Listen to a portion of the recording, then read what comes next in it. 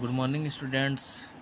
तो अपना एडिमा के अंदर मैंने आपको एडिमा के बारे में बता दिया था। एडिमा के टाइप हो गए थे और एडिमा के कोज हो गए थे। अब अपन बात करते हैं पैथोजेनेसिस ऑफ एडिमा, कि एडिमा की पैथोजेनेसिस क्या होती है। ठीक है, कि एडिमा किस तरह होता है। तो पहले आप ये जानिए कि कैसे होता है ये। ठीक है, फिर अपन इसको डायग्राम से समझेंगे कि कैसे होता है ये। देखिए कि यहाँ पर क्या है कि oedema is caused by mechanism.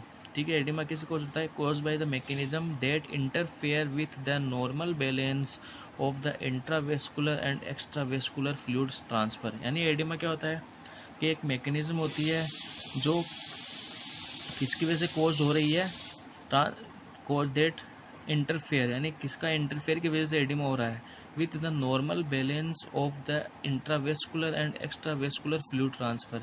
यानी अगर इंट्रावेस्कुलर और एक्स्ट्रावेस्कुलर फ्लूइड जो फ्लूइड है इनके बैलेंस में अगर क्या हो जाए, इंटरफेयर हो जाए, ठीक है, तो वो क्या कोज कर देता है? एडिमा कोज कर देता है। ठीक है, इंट्रावेस्कुलर यानी जो ब्लड वेसल्स के अंदर हो गया, और एक्स्ट्रावेस्कुलर यानी जो ब्लड वेसल्स के बाद वाला एरिया हो गया। तो अगर उनके अंदर जो फ्लूइड का एक्सचेंज होता रहता है ना, फ्लूइड का, न्यूट्रिएंट्स का, ठीक है, अगर उनमें क्या हो गया, इंटरफेयर हो जाता है तो एडिमा कोज हो जाता है। नेक्स्ट देखिए, the two main driving forces for the transfer of fluid in and out. यानी दो मेन ड्राइविंग फोर्सेज है वो जो फ्लूइड का ट्रांसफ़र करते हैं। कौन? इन एंड आउट, यानी अंदर और बाहर की तरफ, ऑफ द वेसल्स। ठीक है, यानी फ्लूइड का इन अंदर की तरफ और बाहर की तरफ जो ट्रांसफ़र करते हैं ना, वो दो मेन ड्राइविंग फोर्सेस होते हैं। ठीक है, वो कौन से है? एक तो होता है इंट्रावेस्कुलर हाइड्रोस्टैटिक प्रेशर, ठीक है, और एक होता है द कोलोइड ऑस्मोटिक प्रेशर, जिसको अपन बोलते हैं प्लाज्मा ऑनकोटिक प्रेशर भी बोलते हैं। ठीक है, तो ये दो तरह के फोर्स होते हैं, इंट्रावेस्कुलर हाइड्रोस्टैटिक प्रेशर और द कोलोइड ऑस्मोटिक प्रेशर और प्लाज्मा ऑनकोटिक प्रेशर। ठीक है, तो ये दो फोर्स होते हैं जो फ्लूइड को इन एंड आउट करने का काम करते हैं। ठीक है, वेसल्स से इन ब्लड वेसल से इन एंड आउट का काम करने का इन एंड आउट का काम करते हैं। ठीक है, इंट्रावेस्कुलर हाइड्रोस्टैटिक प्रेशर और कोलोइड ऑस्मोटिक प्रेशर या प्लाज्मा ऑनकोटिक प्रेशर। ठीक है, अब देखिए कि normally at the arterial end of the vessels fluid escape into the extravascular space due to increase।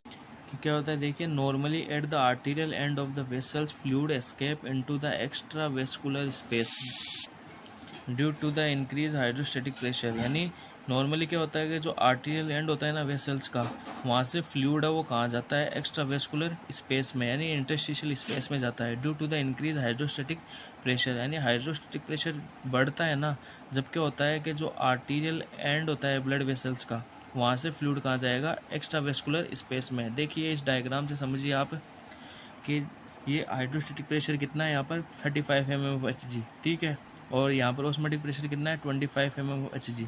ठीक है, यहाँ पर अपन बात करें आर्टीरियल एंड की, तो आर्टीरियल एंड पे होता है हाइड्रोस्टेटिक प्रेशर 35 mmHg और वेनस एंड के ऊपर होता है HP 12 mmHg। ठीक है, और ब्लड वेसल्स के अंदर जो ऑस्मोटिक प्रेशर होता है, जिसको मैंने आपको बोला था कि plasma osmotic pressure, colloid osmotic pressure, जिसका दूसरा नाम क्या था? प्लाज्मा ऑनकोटिक प्रेशर, ये कितना होता है? 25 mmHg। और जस्ट इसके नीचे क्या होता है? ये इंटरस्टिशियल स्पेस होता है, ये इंटरस्टिशियल स्पेस है ये। ठीक है, इसके अंदर इंटरस्टिशियल स्पेस के अंदर जो ओपी होता है ना, ऑनकोटिक प्रेशर, ऑस्मोटिक प्रेशर, वो कितना होता है? ये ओपी होता है, ऑनकोटिक प्रेशर कितना होता है? ये 8 mmHg। ठीक है, और जबकि टिश्यू टेंशन होता है इंटरस्टिशियल स्पेस के अंदर 4 mmHg। ठीक है, यहीं से क्या होता है? अपना लिम्फेटिक सिस्टम है, वो लिम्फेटिक सिस्टम का रूट निकलता है यहीं से ही, इंटरस्टिशियल स्पेस से जो फ्लूइड है वो लिम्फेटिक की तरफ जाता है। फिर अपन बात करते हैं इंट्रासेलुलर फ्लूइड स्पेस की, इंट्रासेलुलर स्पेस की।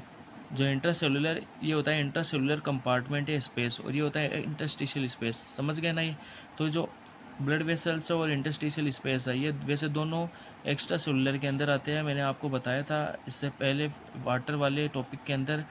ठीक है, कि जो एक्स्ट्रा वेस्कुलर कंपार्टमेंट है वो उसके अंदर ब्लड जो वो इसके अंदर ये दोनों आएंगे।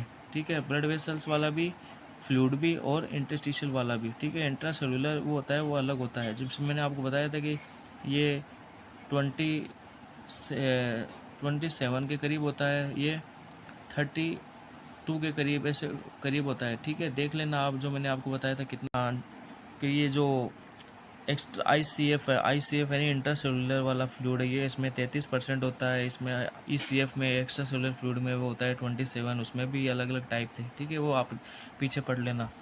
तो मैं क्या बता रहा था कि जो आर्टरी एंड पे HP होता है 35, OP होता है 25, वीनस एंड के ऊपर HP होता है 12। ठीक है, OP भी वीनस एंड के ऊपर 25 ही रहेगा। ठीक है, और इंटरस्टिशियल स्पेस के अंदर OP होता है 8 mm ऑफ Hg और टिश्यू टेंशन होता है 4 mm ऑफ Hg। यहीं से क्या होता है, लिम्फेटिक सिस्टम रूट निकलता है। ठीक है, और ये होता है अपना इंट्रासेलुलर। ठीक है, जो इंटरस्टिशियम के नीचे होता है। ठीक है, ये होता है इंट्रासेलुलर। तो नॉर्मली तो क्या होता है कि जो ये है नॉर्मल कंडीशन के अंदर, ठीक है, जो फ्लूइड का जो ट्रांसफर होता है वो इंट्रावेस्कुलर हाइड्रोस्टेटिक प्रेशर और कोलोइड ऑस्मोटिक प्रेशर या ऑनकोटिक प्रेशर, इन दोनों ड्राइविंग फोर्सेस की वजह से होता है। ठीक है, फ्लूइड का इन एंड आउट, ठीक है, इन और आउट है वो इनकी वजह से होता है। ठीक है, मैंने आपको बताया था कि normally at the arterial end of vessels fluid escape into the extravascular space due to increase hydrostatic pressure. मतलब कि जो ये आर्टीरियल एंड है ना, यहाँ पर है, ये अगर हाइड्रोस्टेटिक प्रेशर बढ़ जाएगा ना, ठीक है, जैसे ये HP बढ़ेगा, इंक्रीज़ होगा। ठीक है, इफ़ HP अगर देखिए ये HP अगर इंक्रीज़ हो जाएगा ना, तो ये क्या होगा, ये फ्लूइड है वो कहाँ चला जाएगा, फ्लूइड चला जाएगा नीचे की तरफ। ठीक है, फ्लूइड कहाँ चला जाएगा, यहाँ पर सेल्स की तरफ, इंटरस्टिशियल स्पेस की तरफ चला जाएगा। ठीक है, समझ गए ना, ये एक्स्ट्रावेस्कुलर स्पेस का ही टाइप है ये। तो ये फ्लूइड कहाँ चला जाएगा, नीचे की तरफ चला जाएगा ब्लड वेसल्स से। ठीक है, यही मैं आपको बता रहा था। ठीक है, देखिए नेक्स्ट देखिए, this fluid enter the vessels back at the venular end due to plasma oncotic pressure.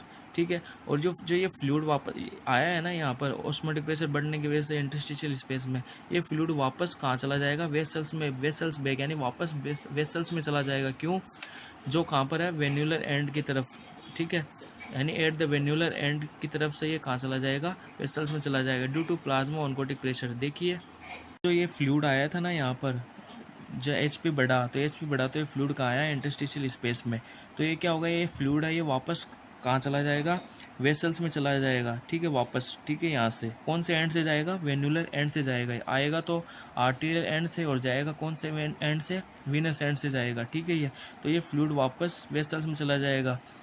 किसके वजह से चला जाएगा, due to plasma oncotic pressure, यानी जो प्लाज्मा ऑनकोटिक प्रेशर है ना, OP, इसकी वजह से चला जाएगा। ठीक है, क्योंकि ये दोनों क्या है, बैलेंस बना के रखते हैं। अगर हाइड्रोस्टेटिक प्रेशर बढ़ा तो फ्लूइड इंटरस्टिशियल स्पेस में, और अगर ऑनकोटिक प्रेशर बढ़ा, ठीक है, ये बढ़ गया, तो ये फ्लूइड कहाँ चला जाएगा, वापस इसमें ब्लड वेसल्स में आ जाएगा। ठीक है, इस तरह ये क्या करते हैं, बैलेंस बना के रखते हैं। ठीक है, और अगर एडिमा कब होगा, कि मान लो कि अगर हाइड्रोस्टेटिक प्रेशर बढ़ जाए और ऑनकोटिक प्रेशर कम हो जाए, ठीक है, तो फ्लूइड इसमें रह जाएगा, और ऑनकोटिक प्रेशर कम है तो ये फ्लूइड वापस इसमें नहीं जा सकेगा, तो वो सेल्स की तरफ ही रह जाएगा। ठीक है स्टूडेंट्स, आगे देखिए कि ए minor proportion of fluid enters the lymphatics of the interstitium. ठीक है, so normally there is a perfect balance of the fluid transfer in and out of the vessels. ठीक है, देखिए कैसे होगा ये, कि इसका मतलब है कि यानी जब ये फ्लूइड है, देखिए कि जब ये फ्लूइड है, इनका एक्सचेंज हो रहा है। ठीक है,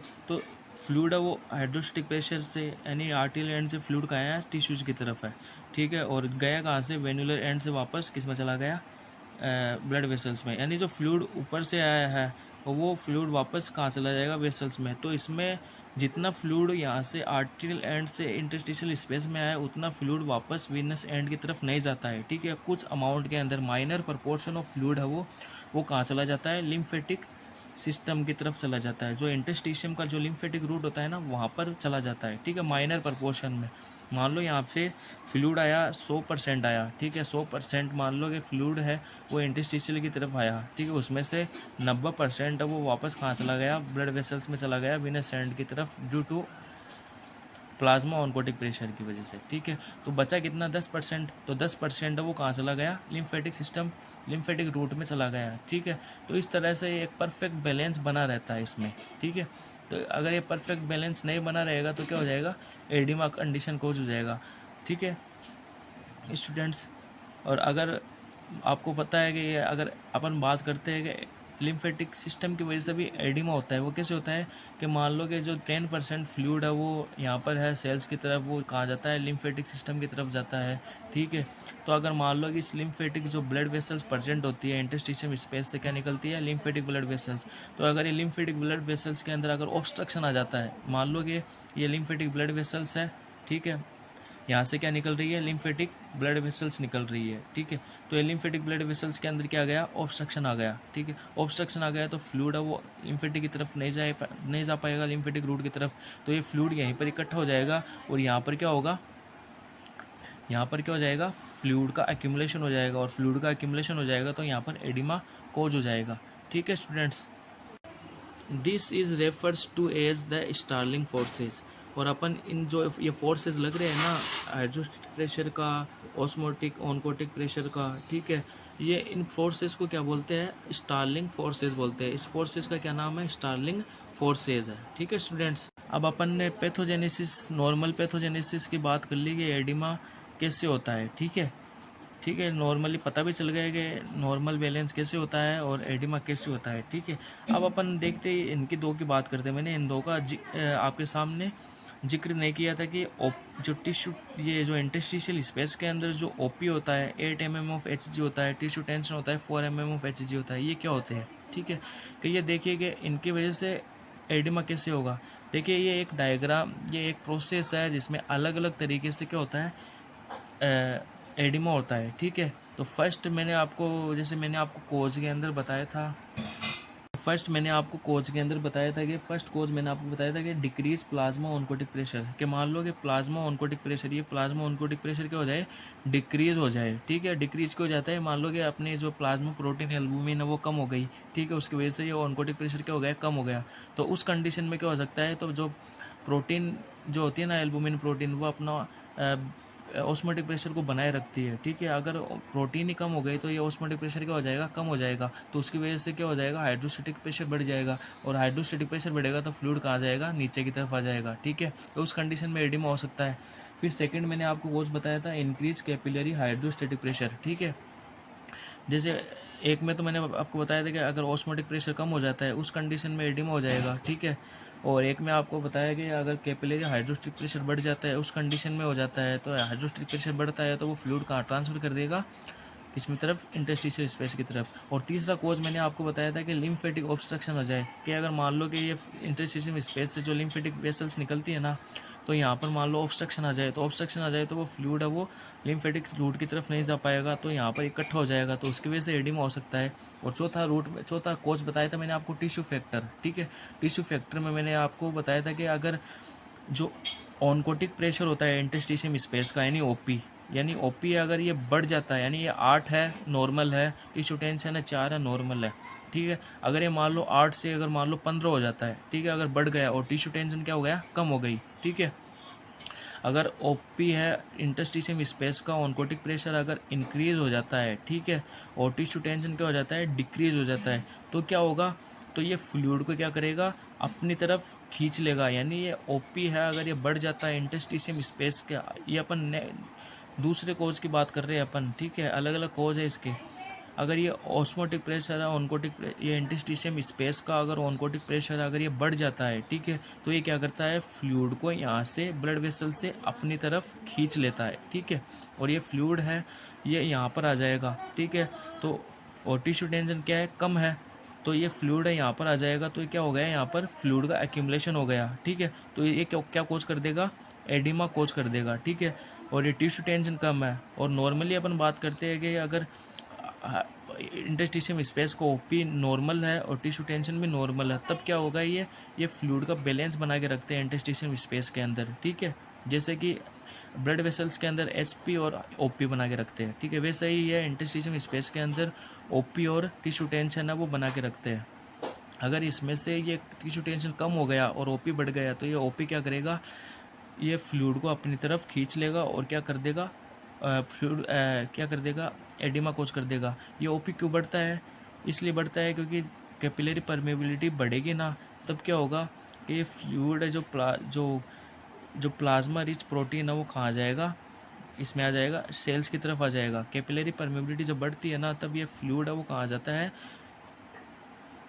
किसकी तरफ आ जाता है, इंटरस्टिशियल स्पेस की तरफ आ जाता है। प्लाज्मा रिच प्रोटीन है वो कहाँ आ जाता है, और वो प्लाज्मा रिच प्रोटीन जैसे ही इंटरस्टिशियल स्पेस में आता है तो यहाँ पर प्रोटीन का लेवल बढ़ जाता है, और प्रोटीन का लेवल बढ़ते ही ऑस्मोटिक प्रेशर है इंटरस्टिशियल स्पेस का, ऑनकोटिक प्रेशर है वो इंक्रीज हो जाता है, और उसकी वजह से यहाँ पर क्या हो जाता है, एडिमा अराइज हो जाता है और टिश्यू टेंशन कम हो जाता है। ठीक है, और मैंने आपको नेक्स्ट कोर्स बताया था इंक्रीज कैपिलरी परमेबिलिटी। ठीक है, इंक्रीज कैपिलरी परमेबिलिटी मतलब जैसे कि मान लो कि ये ब्लड वेसल्स है, ये यहाँ से क्या हो गई, यहाँ की जो ब्लड वेसल्स की जो एंडोथेलियल लाइनिंग है, ये एंडोथेलियल लाइनिंग है, ये क्या हो गई, रप्चर हो गई, और रप्चर हो गई तो क्या होगा, इसके बीच में गैप बन गया। ठीक है, इतना बड़ा गैप बन गया, और गैप बनते ही क्या हो गया कि जो प्रोटीन रिच प्लाज्मा है वो कहाँ जाएगा, सेल्स की तरफ। इन इंटरस्टिशियम जो स्पेस है यहाँ पर सेल्स है, इस इंटरस्टिशियम स्पेस में आ जाएगा। ठीक है, इंटरस्टिशियम स्पेस में आने के बाद में जो प्रोटीन रिच प्लाज्मा है, तो यहाँ पर प्रोटीन, यहाँ से तो प्रोटीन का लेवल कम हो गया। ठीक है, और यहाँ पर प्रोटीन का लेवल बढ़ गया, और प्रोटीन का लेवल यहाँ पर बढ़ते ही ये ऑस्मोटिक प्रेशर है जो इंटरस्टिशियम स्पेस का जो ओपी है, ऑनकोटिक प्रेशर। ठीक है, वैसे इसको ऑनकोटिक प्रेशर बोलते हैं। तो जैसे ये प्रोटीन रिच प्लाज्मा यहाँ पर आया तो यहाँ पर प्रोटीन लेवल बढ़ गया, और प्रोटीन लेवल बढ़ते ही ये ओपी यहाँ पर बढ़ गया। ठीक है, और ओपी बढ़ गया और टिश्यू टेंशन क्या हो जाएगा, अपने आप कम हो जाएगा, तो उसकी वजह से यहाँ पर क्या होगा, एडिमा हो जाएगा। ठीक है, टिश्यू फैक्टर और इंक्रीज कैपिलरी परमेबिलिटी ये एक साथ होती है। ठीक है, अगर कैपिलरी परमेबिलिटी नहीं होगी तो टिश्यू फैक्टर भी काम नहीं करेगा। तो पहले शर्त है कि अगर कैपिलरी परमेबिलिटी बढ़ेगी तो ही ये इस वजह से एडिमा होगा। ठीक है स्टूडेंट्स, और मैंने आपको नेक्स्ट कोर्स बताया था सोडियम और वाटर रिटेंशन। ठीक है, अगर सोडियम और वाटर रिटेंशन होगा तो भी क्या होगा कि जो रास सिस्टम है वो एक्टिवेट होगा, तो सोडियम और वाटर रिटेंशन होगा तो जो फ्लूइड ब्लड वेसल्स के अंदर क्या हो जाएगा, क्या हो जाएगा, फ्लूइड का एक्यूमुलेशन हो जाएगा, और फ्लूइड का एक्यूमुलेशन हो जाएगा तो क्या हो जाएगा, एडिमा हो जाएगा।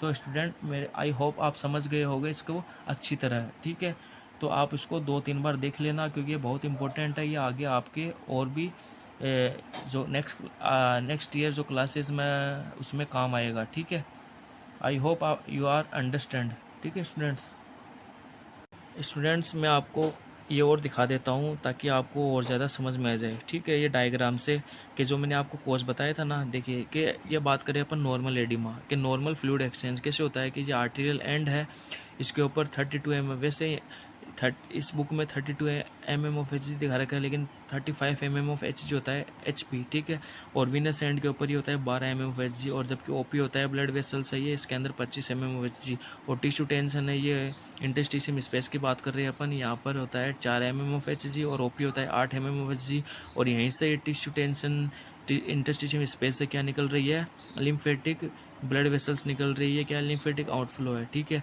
यहाँ पर क्या है, नो एडिमा, मतलब ये क्या है, नॉर्मल है ये।